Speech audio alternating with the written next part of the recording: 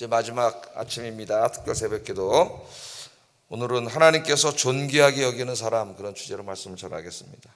하나님이 여러분 보실 때 어떤 사람입니까? 어떤 사람? 하나님이 여러분을 보시고 존귀하게 여기시는 사람이 되기를 주의 이름으로 축복합니다. 자, 오늘은 에바브로디도라는 사람에 대해서 좀 묵상을 해보려고 합니다. 에바브로디도. 에바브로디도는 우리에게 잘 알려져 있지 않는 사람으로 빌립보서 오늘 본문 외에는 잘 나타나지 않는 사람입니다. 빌립보서 4장 18절에 의하면은 이 에바브로디도는 빌립보 교인들이 바울의 복음 사역을 도우려고 바울에게 파송한 빌립보 교회 성도예요. 무슨 이렇게 목회자나 선교사가 아닙니다. 빌립보 교회 성도들이 이제 소식을 들으니까 사도 바울 선생이 로마에 가서 어떻게 있어요? 감옥에 갇혀 있잖아요. 그죠? 가택 연금 상태로 있지만은 갇혀 있습니다. 그러니까 제약이 있죠. 복음 사회 가는데 또 갇혀 있으므로 여러 가지 이제 많은 재정적으로도 경제적으로도 어렵고 힘든 일들이 많이 있어요. 왜냐하면 옛날에 로마의 감옥은 죄수가 감옥에 들어가면 자기 입을 것 먹을 것을 자기가 조달해야 됩니다. 우리나라는 어떻게 해요? 국민이 세금으로 국가가 감옥에 있는 사람들을 먹여주잖아요. 공짜로 입혀주고 먹여주는데 로마는 자기가 해야 돼요. 그러니까 더 많은 이제 재정이나 이런 게 필요했죠. 그래서 빌립보 교인들이 소식을 듣고 안타까워서 자기네 교회 교인들 중에 이제 에바브로디도를 택해가지고 헌금을 모아서 그의 손에 들려서 이제 사도 바울에게 보낸 거죠. 가서 이 돈도 전해주고 또 거기 머물면서 바울은 지금 자유롭지 않으니까 복음 사역을 돕도록 보낸 사람이 에바브로디도입니다. 에바브로디도. 근데 한번 생각을 해보세요. 선교지로 가는데 그 선교사가 거기서 무슨 다 이렇게 이제 자리를 잡고 편안하게 선교하고 있는 상태가 아니잖아요. 지금 감옥에 갇혀 있습니다. 이 사람이 바울이 재판 중이에요. 재판. 무슨 죄로 지금 재판을 받아요? 로마의 정치범으로 고발이 되어 있습니다. 정치범으로. 유죄 판결 나면 뭐죠? 사형이에요. 이제 죽느냐 사느냐 하는 재판을 받고 있는 그런 곳입니다. 그런데 이 사람에게 이제 보냈는데 여기 가려고 자원했고 갔다고 하는 그 자체만 봐도 이 사람이 어떤 사람이라는 걸 우리가 알 수가 있는 것이죠. 자, 4장 18절 한번 읽어보겠습니다. 시작.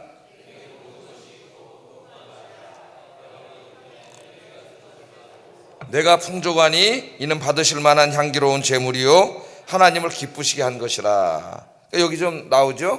에바브로디도 편에 너희가 준 것을 내가 받았다 그러잖아요. 받았다. 내가 받았으므로 내가 지금 어떻게 하다고요? 풍족하다 그러면서 빌립보 교인들이 이제 사도 바울에게 복음 선교에 후원금을 보내는 것을 하나님이 받으시는 향기로운 제물이다. 하나님을 기쁘시게 한 제물이다. 이렇게 이야기를 하고 있습니다. 자, 이 본문에서 이 사도 바울은 에바브로디도를 모든 빌립보 교인들이 본받아야 할 신앙의 모델로 제시합니다. 어제 우리 공부했죠. 사도 바울이 뭐라 그랬어요? 내가 주님을 본받은 것처럼. 사도 바울은 누구를 본받았어요? 예수님을 본받았습니다. 빌립보서 2장 5절에서 11절에 보면 이제 그 내용이 나와요. 예수님을 본받았어요. 그래서 내가 예수님을 본받은 것처럼 너희는 나를 본받는 자가 되라. 한 인간이 하기 쉬운 말이 아니라 그랬죠. 나를 본받는 자가 되라 이 말인데 그 앞에 전제가 있어요. 내가 예수님을 본받은 것처럼 바로 그 부분을 어떻게 하라는 거예요? 너희는 나를 본받는 자 되라 이렇게 얘기했는데 오늘 그 바울을 또 본받은 사람이 누구예요? 여기 에바브로디도가 되는 거죠. 에바브로디도. 이렇게 신실한 사람입니다. 그리고 이 에바브로디도를 또 다른 성도들이 어떻게 해요? 또 본받는 사람이 된다. 그래서 교회는 어제 제가 설교할 때에 이 본받는 게 중요하다. 본받는. 그래서 이 역할 모델이 되는 게 중요하다. 교회 직분자들 먼저 역할 모델이 되는 게 중요하다. 새로운 사람들이 본받을 수 있는 여러분 그런 믿음의 사람 에바브로디도 같은 분들이 되시기를 주의 이름으로 축복합니다. 자, 그럼 에바브로디도는 어떤 사람이었느냐? 25절에 바울이 5가지로 이야기를 하고 있어요. 5가지. 한 절 안에 이 사람의 특징 어떤 사람인지 한번 읽어보겠습니다. 시작.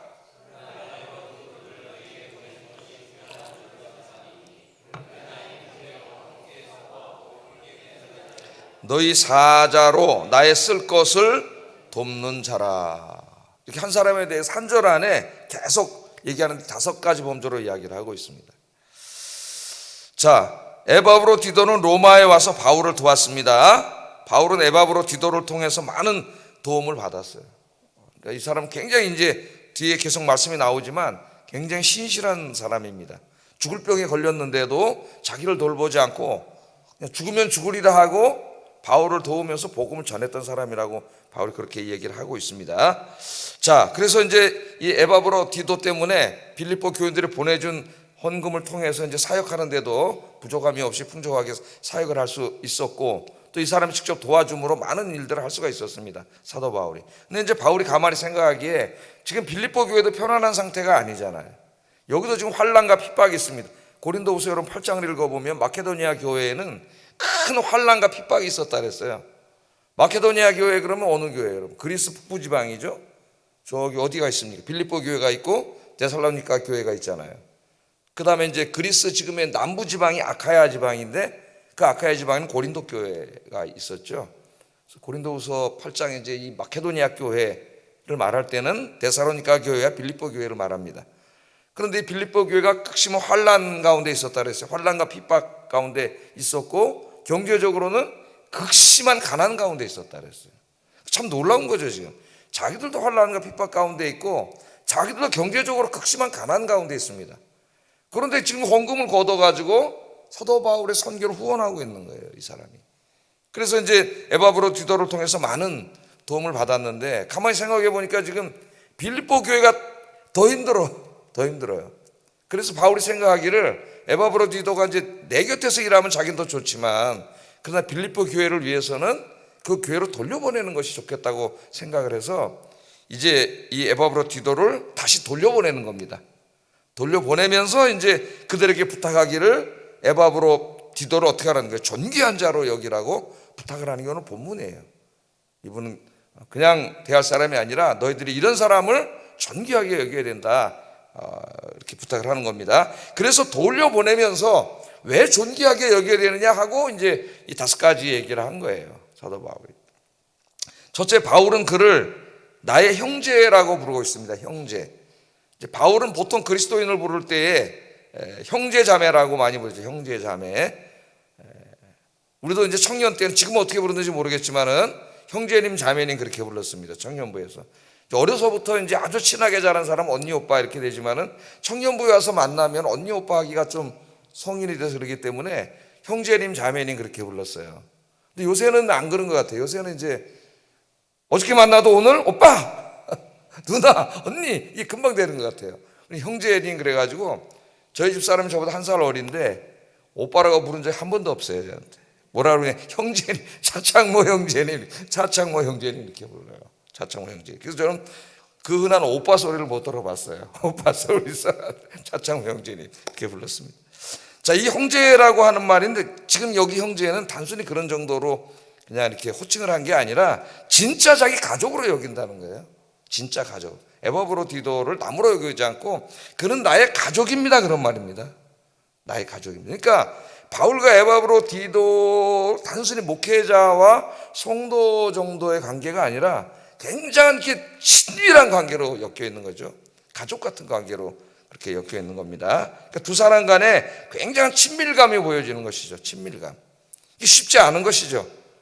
친형제 자매도 나중에 자라가지고 이제 각자 결혼하고 그러면은 뭐 그까지는 돈 때문에도 싸우고 갈라지고 막 이러는 이게 지금 현대 사회인데, 지금 바울과 이 사람은 피를 나눈 형제도 아닌데 사도 바울이 목회자인데 자기 성도, 저 사람 성도고 자기 형제로 여기고 있는 거예요. 가족같이 여기고 있는 것이죠. 우리가 이제 이 교회 신앙생활을 하다 보면은 자주 만나잖아요. 그죠? 자주 만나. 최소한 일주일에 한 번은 만나요. 근데 가족도 그렇게는 못 만납니다. 1년에 몇 번밖에 못 만나지 그렇게 자주 만날 수가 없어요. 그러니까 가족이죠, 가족. 실제로 이제 예수 믿는 사람들은 가족이죠. 이 땅에서는 혈과 육으로 가족이 구성되어 있지만 이 땅에 이제 하나님 나라가 이루어지면은 혈과 육은 가족에 그게 되지 않아요. 그럼 어떤 사람들이 가족이 돼요? 예수 믿고 구원받은 사람들만 가족이 돼요. 이 땅에서는 혈과 육으로 가족이었다 할지라도 하나님 나라에서는 믿음이 없으면 이제는 가족이 될 수가 없습니다. 그래서 진정한 가족은 하나님을 아버지로 모시고 예수 믿고 구원받은 모든 사람들이 하나님의 자녀가 돼요. 그 가족이, 하나님 나라의 가족이 영원한 거예요. 이 땅의 설과 육의 가족은 100년도 안 되는 거죠. 예? 짧은 거예요. 영원한 가족은 믿음의 가족이에요. 믿음의 가족. 그런데 지금 믿는 분들이 이렇게 모였잖아요. 그러니까 우리는 다 뭐예요? 가족이에요. 믿음의 가족. 그냥 얘기하는 게 아닙니다. 어떤 뭐 수사적으로 얘기하는 게 아니에요. 실제적으로 가족이에요. 실제적으로. 그래서 교회를 이야기할 때 가족의 언어로 많이 얘기를 하고, 제가 먼저 섬기는 어떤 교회는 이제 교회표가 가족 같은 교회, 가정 같은 교회, 이렇게 교회 들어간 데 써 있어요. 가족 같은 교회, 가정 같은 교회. 그래서 교회 들어갈 때마다 우리가 다 가족입니다. 이걸 한번 생각하게 돼요. 가족이라는. 그런데 오늘 여기 바울이 형제라고 한 말은 그것보다 더 진한 말이에요. 그러니까 많은 성도들이 있었지만은, 함께 사역했던 많은 사람들이 있었지만, 정말 목회자로서 바울이 자기 형제처럼 여길 정도로 정말 속마음도 터놓고 이야기하고 서로 돕고 그랬던 그런 진실한 성도였다는 것을 우리에게 보여주고 있습니다. 저도 여기 와서 이제 오래 사역을 하다 보니까 다 가족같이 느껴집니다. 성도들이 가족같이 느껴지고, 또 우리 성도님들도 가족같이 대해 주셔요. 목회자인 저를. 그래서 참 감사하게 생각합니다. 그런 교회, 은혜로운 교회죠. 어떤 시험에 든 교회는 어떻게 하고 있어요? 싸우잖아요. 목회자 성도들하고 싸우는 교회가 지금 너무 많아요, 우리나라에. 이게 너무나 아름다운 모습입니다. 자, 두 번째, 바울은 에바브로디도를 함께 수고한 자, 이렇게 얘기해요. 함께 수고한 자라고 칭찬하고 있습니다. 함께 수고한 자라는 말은 동역자라는 말이에요. 동역자. 저도 이제 오래전에 한 친한 교수님이 책을 하나 써가지고 저한테 이제 나의 동역자 차창모 군에게 이렇게 써서 책을 한 권 주실 때, 그 나의 동역자라는 말에 굉장히 위로를 받았어요. 나의 동역자. 이분 나를 동역자로 여기는구나. 그 동역자라는 말이 참 좋더라고요. 나의 동역자 이렇게 쓰더라고요. 근데 여기 함께 수고한 자는 동역자라는 말로서 일반 성도를 가리키는 말이기보다는 주로 사역자들을 가리킬 때 쓰던 말입니다. 사도 바울이 예를 들면 고린도전서 3장 9절이나 고린도후서 8장 23절 같은 데 보면 함께 진짜 계속 같이 다니면서 복음 사역을 하고, 지금으로 말하면 목회자들이나 뭐 선교사 이런 분들이죠. 그럼 나의 동역자라고 그렇게 불러요. 나의 동역자다. 그런데 이 바울이 이 동역자라는 칭호를 빌립보 교회의 한 교인이었던 에바브로디도에게 사용하고 있습니다. 그게 바울이 생각할 때 일반 다른 성도들하고는 다른 거예요. 이 사람이 지금 그 사역하고 섬기고 또 그런 신실함과 그 진실함과 인간됨이 다른 겁니다. 그런 게 여기 다 나타나 있는 거예요. 그러니까 에바브로디도가 하나의 인간적으로도 훌륭한 사람이고 신실한 사람이고 의리 있는 사람이고, 이 사람이 사역에도 얼마나 헌신적인 사람이었는가를 보여주고 있습니다.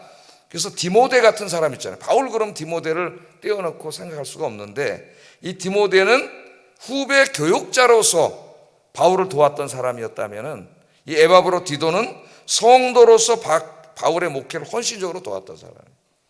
그래서 이제 오래전에 오카는 목사님이 돌아가셨지만, 천국에 가셨지만은, 그분이 자기 목회를 마치고 은퇴할 때 그런 말을 하더라고요.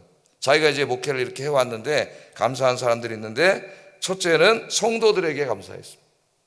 좋은 성도들을 만나게 해주셔서 목회를 은혜롭게 하게 해주셔서 감사하고, 두 번째는 좋은 목회자들, 후배 교육자들을 만나서 함께 동역하게 해주셔서 감사하다. 잊을 수가 없다. 그렇게 말을 합니다. 그 당시에 오카는 목사님이 이제 은퇴하실 때 한 20년 정도까지 같이 섬겼던 부교육자들이 있었어요, 많이. 그래서 이제 그분들에 대한 감사, 신실한 동역자와 신실한 성도에 대한 감사죠. 오늘 어떤 바울의 마음이 그런 마음입니다. 사역자로서 늘 그림자처럼 자기와 함께 했고, 자기가 또 지시를 받아서 가라고 하는 곳에 가서 목회를 하고 이랬던 디모데가 목회자였다면은, 에바브로디도는 어떻게 성도로서 자기의 동역자라는 거예요. 동역자. 그렇게 감사하고 있습니다. 자, 그러니까 동역자라는 거는 내가 사도로서, 목회자로서, 선교사로서 하나님의 일을 하고 있는 것과, 지금 에바브로디도가 빌립보에서 와서 지금 내가 감옥에 있는데 나를 도와서 함께 열심히 섬기고 있는 이것이 동일한 가치라는 거예요. 동일한 가치, 하나님 앞에 똑같다는 거예요. 동역자잖아요. 동역자 똑같습니다. 여러분들도 그런 신실한 성도님들, 지금도 신실하시지만은 더욱더 신실한 성도님들 되시기를 주의 이름으로 축복합니다. 사도 바울이 사역할 때 우리는 이제 바울의 위대함을 많이, 인간적인 위대함을 이야기하는데 바울은 정작 그렇지 않아요. 사역할 때 항상 자기와 함께 사역했고 자기를 후원했고 도왔던 동역자들에 대한 감사를 엄청 많이 합니다. 특별히 그 로마서 16장 3절부터 16절까지 한번 읽어보면은 그 자기 사역할 때 함께 했던 사람들에게 감사하면서 그 이름을 실명으로 쫙 기록하고 있어요. 이름으로. 사도 바울이 로마서 16장에 기록했지만 로마서를 읽는 모든 그리스도인들이 지금 다 읽었겠죠. 지금 기독교 2000년 역사 속에서 그 이름들을 다 읽었을 것이고, 더 중요한 것은 그 이름들은 어디에 기록되어 있을까? 하나님 나라에 기록이 되어 있다. 하나님 나라에. 브루스길라와 아굴라 부부, 에베네, 마리아, 안드로니고, 유니아, 암블리아, 우르바노, 스다구, 아벨레, 아리스토볼로의 가족들, 헤르디온, 나기스의 가족들, 드루베나, 드루보사, 버시, 루포와 그의 어머니, 아순그리도, 블레곤, 호메, 바드로바, 하마와 그의 형제들, 빌롤로고, 유리리아, 네레오와 그의 자매 올롬바. 이름을 하나하나 다 부르는 거죠. 오래전에 이제 서해안에서 이제 우리 많은 군인들이 전사했을 때 그 당시에 대통령이었던 분이 가서 그 전사한 사람들이 이름을 하나하나 부르면서 울던 모습이 눈에 선합니다. 그 이름들을 다 이렇게 하나하나 부르면서 감사하고 있어요. 그래서 여러분들 남은 인생을 같은 목회자와 함께 이 복음 사역과 또 교회를 섬기는 일에 이렇게 신실하게 헌신하시는 여러분 되길 주의 이름으로 축복합니다. 또 하나는 물론 이제 다 비슷한 건데 조금씩 뉘앙스가 다르게 강조하고 있어요. 나와 함께 군사된 자라고 얘기합니다. 군사된 자. 군사, 군대 용어죠. 군인이었다, 군사였다, 그렇게 얘기하고 있습니다. 이미 빌립보서를 읽다 보면 1장 27절에서 이 복음 사역을 전쟁에 비유해서 설명을 해요. 사도 바울이. 신앙생활, 복음 사역은 전쟁이다. 누구와 전쟁이에요? 적군과 지금 전면전을 하고 있다는 거예요. 그 적군이 누굽니까? 어둠의 권세자인 사탄이에요. 사탄과 전투를 하고 있기 때문에 이 사탄과의 전투에서 이기기 위해서는 빌립보 교인들이 하나가 돼서 어깨를 맞대고 싸워야 된다는 거죠. 그걸 빌립보서 1장 27절에 이미 강조를 했습니다. 옛날에 이제 로마 군단이 나가서 전쟁을 할 때에는 로마 군단이 전쟁을 하는데 백전백승이에요. 근데 로마 군단이 이제 게르만족들하고 싸울 때 충격을 받습니다. 케이스 카사르 누구예요? 그죠? 시저가 충격을 받아요. 왜냐하면 게르만족은 너무 커. 등치가 막, 여러분 저 북유럽 사람들 봤죠? 엄청나게 큽니다. 근데 이 이태리 사람들은 작아요. 등치가. 근데 싸우려고 보니까 키가 크잖아요. 예? 그래서 이 시저가 쓴 게 작전이 뭐냐면 어깨를 맞대고, 그게 빌립보서 1장 27절에 나오는 말이에요. 어깨를 딱 맞대고 칼은 이제 방패를 들고 칼은 짧은 칼을 사용합니다. 저들은 긴 창이에요. 그래서 이제 전쟁할 때 접근전을 해요. 왜냐하면은 거리를 두면은 긴 창을 가진 자가 유리해. 키 큰 사람이. 그러나 가까이 붙으면은 작은 사람이 유리해요. 짧은 칼을 가지고. 이제 싸우는 거예요. 그 모습을 잘 알고 있던 이 사도 바울이 빌립보서 1장 27절에서 우리 그리스도인들이 그처럼 이게 분열되고 싸우고 그러면 안 되고 서로 어깨를 딱 맞대고 딱 접근전을 마귀를 물리쳐야 된다. 그런 얘기를 이미 했습니다. 특별히 디모데후서 2장 3절 4절에서는 그리스도인을 이렇게 얘기하고 있어요. 한번 읽어보겠습니다. 시작. 군사로 다니는 자는 자기 사생활에 얽매이는 자가 하나도 없나니 이는 군사로 모집한 자를 기쁘게 하려 함이라, 그렇게 말합니다. 군사로 다니는 자는 자기 사생활에 얽매이는 자가 하나도 없다. 그런데 내가 그리스도 예수의 좋은 군사로 나와 함께 고난을 받을지니, 그러니까 예수 그리스도의 군사로 부름을 받은 사람들이에요. 목회자만이 아니라 우리 모두는 그리스도의 군인입니다. 군인은 자기 사생활에 얽매이면 안 되겠죠. 예? 군인이 막 훈련을 받고 보초를 서고 그러다가 자기 사생활에 얽매여서 핸드폰 가지고 나와서 보초 쓰다가 전화하고 이러면 어떻게 되겠어요? 이 나라가 다 망해버리겠죠. 예? 군대는 군대예요. 군인은 강해야지. 군인이 약해지면 나라가 망하는 거예요. 군인은 강하게 해야 돼요. 훈련도 세야 돼요. 군인은. 그래서 군인은 강해야 되는 거예요. 군인은 강해야 되는 거예요. 군인은 군인은 강해야 되는 거예요. 훈련도 세야 돼요. 군인은. 그래서 군인은 강해야 되는 거예요. 군인은. 그래서 군인은 강해야 되는 거예요. 사생활에 얽매는 사람이 없죠. 군인이. 군인은 강하게 해야 돼요. 군인은 군인은 사생활에 얽매는 사람이 없죠. 군인이. 그런 사람은 없습니다. 또 군인은 군사로 모집한 자를 기쁘게 하는 게 임무예요. 우리를 군사로 부른 사람이 주 예수 그리스도라 그랬습니다. 그럼 우리는 이제 너무 지나치게 사적인 자기 프라이버시, 사생활에 얽매이지 말고 어떻게 해야 돼요? 물론 사생활도 필요하죠, 우리에게. 예? 우리를 군사로 부른 주님을 기쁘게 하는 일에 헌신을 해야 된다. 사도 바울이 이야기하고 있는데 에바브로 디도가 바로 그런 사람이었다는 거예요. 어느 정도냐? 30절에 보면은 저가 그리스도의 일을 위하여 죽기에 이르러도 자기 목숨을 돌아보지 아니하는 것은 나를 섬기는 너희의 일에 부족함을 채우려 합니다. 그러니까 여기서 바울을 돕다가 병에 걸렸던 것 같아요. 근데 병이 그냥 가벼운 감기 정도가 아니라 죽을 수도 있는 병이었던 것 같습니다. 병명이 뭔지는 특정하지 않았어요, 성경에. 그러나 바울이 얘기할 때에 죽을 병에 걸렸다 하잖아요. 죽을 병에. 저가 그리스도의 일을 위하여 죽기에 이르러도 자기 목숨을 돌아보지 아니하고 복음 사역에 나와 함께 협력을 했다. 그러니까 참 이 믿음이 대단한 거죠, 이 사람이. 고향 떠나와서 빌립보는 지금 어디예요, 여러분? 저 그리스인데 거기서 로마까지 간 거 아닙니까? 그 당시에 무슨 비행기 타고 간 것도 아니고 걸어가고 배 타고 가고 이렇게 해서 진짜 오랜 세월을 간 건데 가족과 다 떨어져 있잖아요. 지금 가족 다 떨어져서 혼자 온 거예요. 거기서 바울을 돕고 복음 사역을 하다가 병이 들었는데 병이 들어서 죽을지도 모르는 죽을 병에 걸린 거죠, 지금. 그런데도 자기 목숨을 돌아보지 않고 열심히 일했다는 거예요. 예, 열심히 일했다. 그것을 이야기하고 있습니다. 심지어는 자기가 병에 걸려 있는데도 자기가 자기 몸을 걱정하기보다는 자기가 병들었다는 소식을 듣고 걱정하고 있을 빌립보 교인들을 더 걱정을 해요, 이 사람. 26절 한번 읽어보겠습니다. 시작.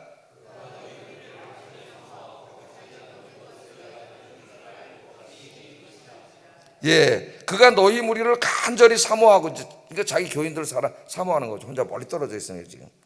자기가 병든 것을 너희가 들은 줄을 어때요? 알고 걱정한다는 소리를 듣고 그걸 걱정하는, 자기도 아픈데 지금 몸이 너무 아파서 죽게 생겼는데 자기를 걱정하고 있을 빌립보 교인들, 아, 내가 아파서 우리 교인들 괜히 걱정을 끼쳤구나 이러면서 그걸 걱정하고 있는 사람이다. 그걸 알려주는 거죠. 빌립보 교인들 모르잖아요. 그러니까 바울이 이제 서신을 써서 돌려보내면서 이 사람을 존귀히 여기고 교회에서 귀 써야게 된다는 걸 알려주기 위해서 이런 내용들을 다 알려주는 겁니다. 지금 사도 바울 자신도 이 에바브로 디도가 병들어서 죽게 된 걸 보고 자기도 근심에 휩싸였었다 그래요. 27절 한번 읽어봅니다. 시작. 또 나를 긍휼히 여기사 내 근심 위에 근심을 면하게 하셨느니라. 이걸 보세요. 근심 위에 근심이라는 말을 씁니다. 근심 위에 근심. 그냥 나도 근심했다. 나를 도우러 여기까지 왔는데 저 사람 아파서 병들어서 저렇게 다 쓰러져 있는 모습을 보면서 내가 근심했습니다. 그렇게 말한 게 아니에요. 근심 위에 근심을 쌓였다니까 굉장히 근심한 거죠, 사도 바울이. 자, 사도 바울이 뭘 그렇게 근심했는지는 성경 말씀에 잘 나오지 않지만은 같은 목회자로서 그 근심을 이해할 수가 있습니다. 제가 충분히 추론해 볼 수 있어요. 한번 생각을 해보세요. 열심히 섬기던 그분이 이 일 때문에 낭망하는 일이 생길 것을 근심하는 겁니다. 아, 내가 하나님을 위해서 이렇게 열심히 기도하고 봉사하고 여기까지 와서 지금 로마까지 와서 막 하는데 건강 지켜주실 줄 알았는데 갑자기 몸이 병이 들어가지고 아파서 죽을지도 모르는 상황이 있을 때, 아, 에바브로 디도가 혹시 약해지고 시험에 들면 어떡할까? 목회자로서 그런 근심이 들어요. 열심히 교회를 섬기고 봉사하고 모범이 되는 그 사람이 어느 날 뭐 그게 병이든지 경제적인 문제든지 가정의 어려움이든지 어떤 어려움이 생기면 목회자는 굉장히 근심이 되는 거죠. 이분이 열심히 봉사하다가 시험에 들면 어떡하지? 그런 마음이 듭니다. 또 하나는 이것을 지켜보는 공동체 안에 다른 성도들이 시험에 들까 봐 걱정이 돼요, 목회자로서. 어떤 시험에 들까요? 예? 이렇게 생각하는 거죠. 저분이 저렇게 열심히 섬기는데 왜 어려움이 생기나? 왜 병에 걸리지? 왜 경제적으로 어려워지지? 아, 열심히 봉사하고 전도하고 기도해도 저렇게 아프잖아. 소용없네? 이렇게 시험에 들 수가 있어요. 그 사람을 바라보는 사람들이. 그래서 또 근심이 드는 거예요. 그래서 사도 바울이 근심 위에 근심이 들었다 그러잖아요. 근심 위에 근심. 그게 목회자의 근심입니다. 사실은. 그런데 뭐라 그래? 마지막에 하나님께서 내 근심 위에 근심을 면하게 하셨다 그러잖아요. 면하게 하셨다. 그 말은 뭐예요? 에바브로 디도로 하나님이 낫게 하셨다.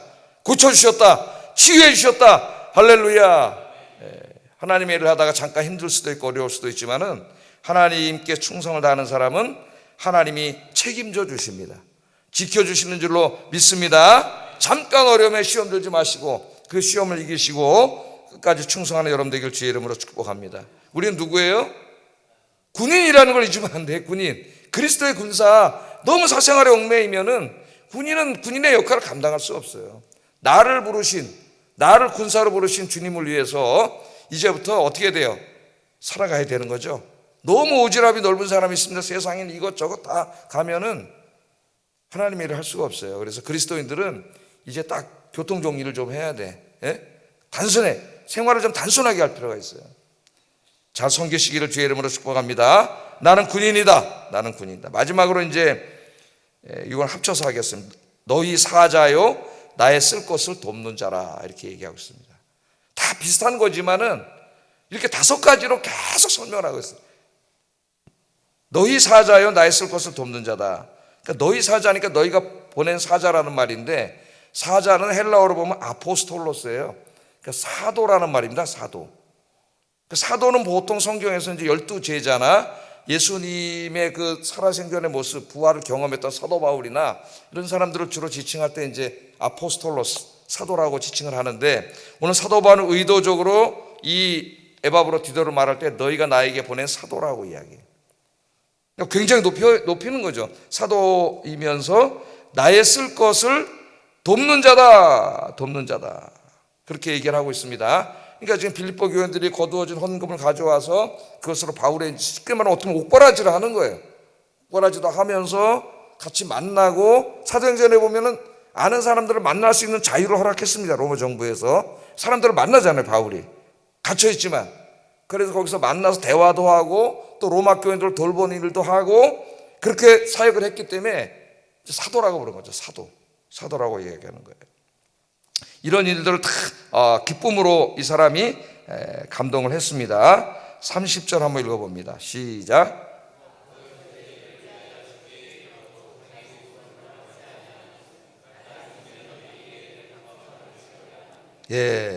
아까도 이제 읽었던 말씀인데 죽게 이르러도 자기 목숨을 돌아보지 아니한 것은 나를 섬기는 너희의 일에 부족함을 채우려 함이라. 그러니까 이 사람이 일을 할 때 사도처럼 일했다는 것은 목회자처럼 일했다는 거예요.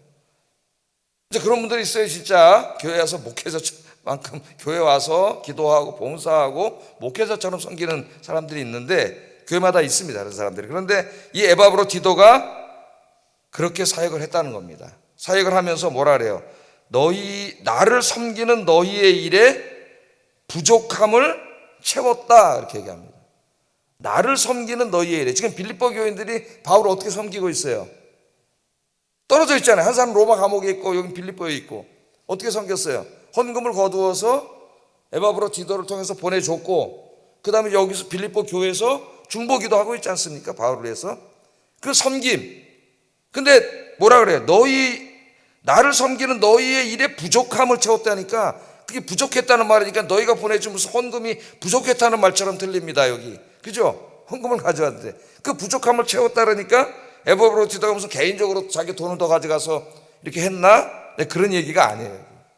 뭐가 부족했겠어요? 극심한 가난 속에서 환난과 핍박 속에서 헌금을 얻어서 바울에게 보내고 눈물로 기도하고 있는데 여기서 부족했다는 건 뭡니까? 거리가 있기 때문에 빌립보 교인들 실제로 와서 돕지는 못하잖아요. 여기 그걸 얘기하고 있는 거예요.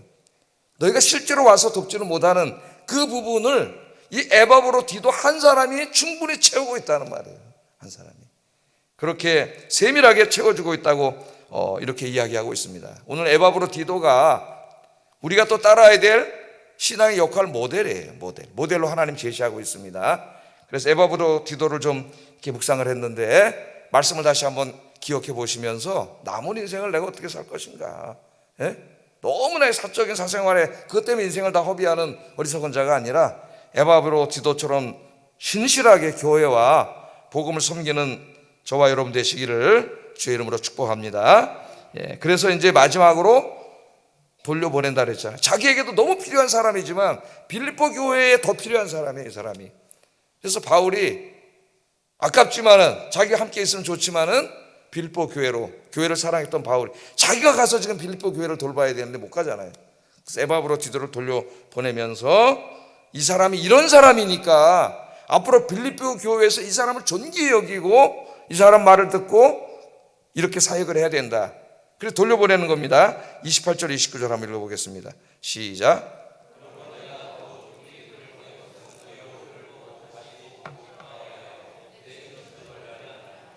이러므로 너희가 주 안에서 모든 기쁨으로 그를 영접하고 이와 같은 자들을 존귀히 여기라. 이와 같은 자들이니까 에바브로디도만이 아니라 빌립보 교회에서 에바브로디도처럼 이렇게 신실하게 섬기는 자들을 어떻게 하라고요? 영접하고 존귀하게 여기라는 거예요. 이렇게 말한 데는 이유가 있어요. 사도 바울이. 왜냐하면 지금 빌립보 교회는 굉장히 좋은 교회입니다. 사도 바울이 사역할 때 바울을 굉장히 피눈물 나게 한 교회 성도들이 있어요. 고린도 교회, 갈라디아 교회. 여기서는 진짜 바울 피눈물 나게 한 교회, 이 성도들이. 다 그런 건 아니지만 중심 세력들이. 고린도 교회에서는 쫓겨나기도 했습니다. 우리가 고린도 전서와 후서 두 성경을 가지고 있지만 그 사이에 제3의 편지가 있어요. 기록 여기 남아있지는 않는데 자료로 성경을 읽어보면 나옵니다. 그걸 눈물의 편지라 그래요. 바울 신학 공부하는 사람들이. 고린도 교회를 방문했다 쫓겨나기까지 했어요. 바울이. 그래서 눈물의 편지를 사도 바울이 쓰기까지 했어요. 그러나 이 빌립보 교회, 데살로니가 교회 이런 교회는 굉장히 좋은 교회예요. 성도들이 바울과 함께 한 몸이 되어서 그를 후원하고 도왔던 아름다운 교회입니다. 그러니까 지금 이 에바브로디도도 보냈잖아요. 그런데 이 교회에 지금 조금 문제가 발생하고 있는 게 이제 4장 앞절에 보면은 유오디게와와 순디게라고 하는 두 여성이 이제 교회에 아마 열심히 봉사하면서 쌍두마차를 이루고 있는 것 같았는데 이 사람들이 중심 세력이 돼가지고 약간 갈등과 분열의 조짐이 보이고 있어요. 그러니까 사람들이 이제 약간 어두워져가지고 열심히 섬기고 봉사하고 진실한 사람들을 존귀 여기고 이렇게 기뻐해야 되는데 지금 이 정치적인 세력이 돼가지고 지금 둘이 이렇게 라이벌이 돼가지고 지금 교회 안에서 이루고 있는 이렇게 교회가 되고 있기 때문에 사도 바울이 지금 이 얘기를 의도적으로 하는 거예요. 의도적으로. 이 사람을 보내면서 교회에서는 그런 자들을 존귀히 여기면 안 된다. 그런 사람. 교회가 다 무너져요. 교회는 누구를 존귀하게 여겨야 돼요? 신실하게 하나님을 사랑하고 그리스도의 군사된 자로서, 사도로서, 복음을 전하는 자로서 이렇게 신실하게 교회를 섬기는 에바브로디도와 또 이와 같은 성도들을 존귀히 여기는 교회가 되어야 된다. 그렇게 이야기하고 있습니다. 우리 아영교회가 그런 교회인 줄로 믿습니다. 여러분, 사람들이 누구를 존귀히 여겨야 돼요? 누구를? 싸우는 교회 가보세요. 누가 존귀히 여기는지 알아요? 그 싸우는데 앞장서 있는 그 사람 장로, 어떤 장로, 이런 사람들 교회가 다 무너지고 하나님 영광 가리고 그러는 거예요. 은혜로운 교회 가면 누구 이름이 회자되는지 아세요? 전도 많이 하는 사람, 봉사 많이 하는 사람, 기도 많이 하는 사람, 이런 사람들 이름이 회자가 돼요. 우리 교회가 더욱더 그런 교회가 되기를 주의 이름으로 축복합니다. 기도하겠습니다. 이 아침에 에바브로디도를 생각하면서 기도하겠습니다. 에바브로디도처럼 자기의 목숨보다도 하나님의 교회와 복음 사역을 더욱 소중하게 여기는 성도들이 되게 하소서. 에바브로디도처럼 목회자와 힘을 합쳐 교회를 섬기고 복음을 전하는 일에 힘쓰는 성도가 되게 하소서. 우리 교회가 신실하게 하나님을 섬기며 복음과 교회를 위해서 헌신하는 사람들을 높이고 존경하는 교회가 되게 하소서. 기도하겠습니다.